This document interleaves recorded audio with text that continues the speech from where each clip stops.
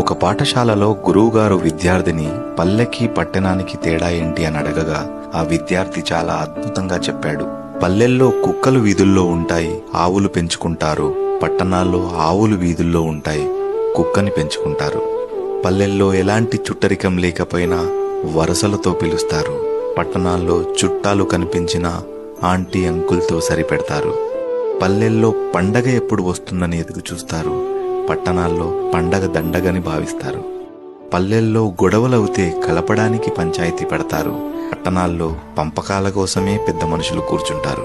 పల్లెల్లో భర్త ఇంట్లో వాళ్ళు ఎప్పుడొస్తారని ఎదురు చూస్తారు, పట్టణాల్లో మన వాళ్ళ కంటే పని వాళ్ళ కోసమే పడిగాపులు కాస్తారు.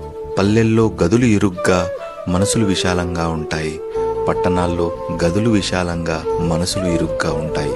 విచిత్రం ఏమిటంటే పల్లెల్లో వెక్కిరించడానికి చూపించే బొటనవేలుని పట్టణాల్లో గొప్పగా లైక్ బటన్ అని భావిస్తారు, దానికోసమే అడుక్కుంటారు.